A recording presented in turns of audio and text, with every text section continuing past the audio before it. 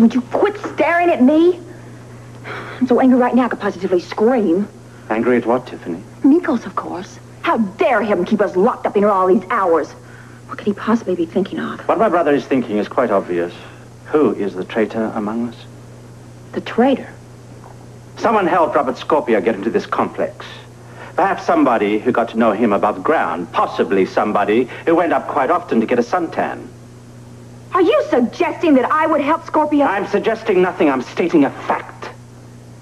One of the main reasons we are locked in here is because, undoubtedly, my brother suspects you are the traitor. That's a lie. You told me yourself that you had a fight with Mikkos and then he locked you in here, so don't try to blame it on me, baby. Then you deny ever helping him. Of course I deny it.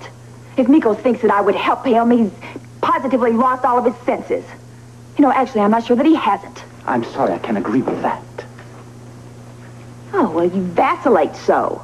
You know, earlier you told me that you thought that he had lost all sense of perspective. I don't know what to think anymore. But I must remember one thing. He's my brother. Oh, yes, Victor. Keep remembering that. All of this little bizarre dinner party of his. A black-tie dinner party for 3 intruders that are going to die anyway. Oh, admit it, Victor. That is not the act of a rational man. Just be quiet. I need time to think. Didn't get me a boutonniere, Robert. I'm crushed. I think a wreath would have been more appropriate. Something funereal. Interesting they wouldn't let us change in the same rooms together. No way to make plans. What plans? You have a positive genius for never noticing the obvious.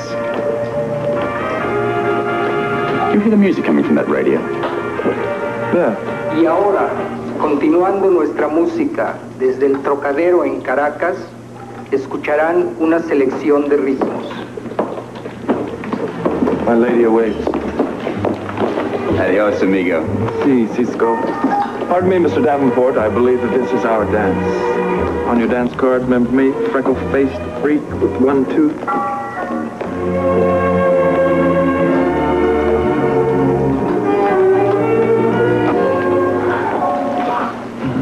Stay close by, I have a plan.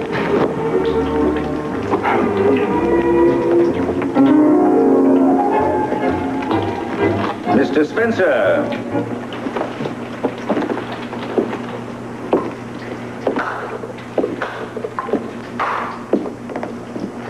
I'm impressed. Dancing on the night you're going to die. We never overlook an opportunity. Hear, hear. Welcome back, General. And your lady. Your benevolence overwhelms me, Mikkos. And you, Victor, with your Tiffany. I'm sorry, brother, if I disappointed you. Thank you for your welcome. Now, this, I'd say, is why this complex was created. Conviviality, gaiety, lovely ladies, handsome gentlemen, reveling in life. Yes, my friends, this promises to be a most rewarding occasion. You built this place primarily for Bacchanalia, then? No, hardly, Mr. Scorpio, although celebration is often in order. No, I would say that this was created so that as future rulers of the world, we may wait in comfort until mankind accepts our perfect universe. Drink up, Mr. Spencer. Enjoy yourself. I'm giving it a shot, sir, but it's difficult. Being from Missouri. Missouri? I don't understand. It's just an expression, Mikkos. It means our guest isn't convinced. Oh, really? Not convinced of what, may I ask? Well, sir, you speak of a perfect world. I find it a little difficult to perceive a perfect world. I don't know how that's going to work. For instance, who's going to run it? Oh, you see the future rulers all around you. My brother Victor, for example, will be my second in command. Kaluga will be in charge of all military operations. That is to be a militant world. Oh, no, not at all. We will use military force only when it's necessary to convince certain countries that their future lies under my control. Do you begin to see? Yes. Yes, I see, but whether it's by force or not, we're still talking about ruling the world. The world, man. Do you think I'd squander my resources on anything less? Probably not.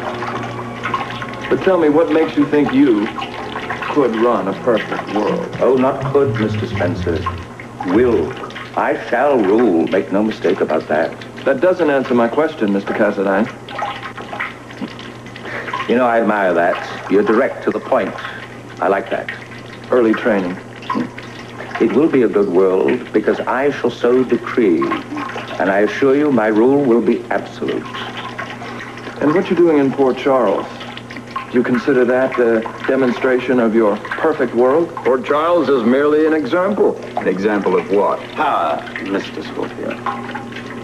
I see. My understanding is that your concept of power comes from unspeakable suffering. Oh, no, not at all. Port Charles is merely being used as a demonstration. Of your power. Ah, you are adept at following my thinking, Mr. Spencer. I am trying, Mr. Cassadine. Even when one teaches a child, one must point out the consequences of the bad as well as the rewards of the good. Let's assume a small boy is determined to put his hand on a hot stove. You can warn him, of course. You can promise him he'll regret it. But the only effective lesson is let him do it. He'll learn very quickly that way. And he'll certainly never try it again. Port Charles is a lesson. An extremely effective one.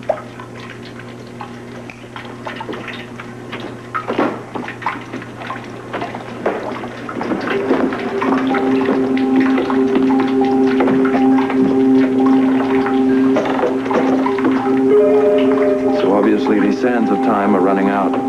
They are indeed, Mr. Spencer. To be precise, 4 hours. Exactly 4 hours.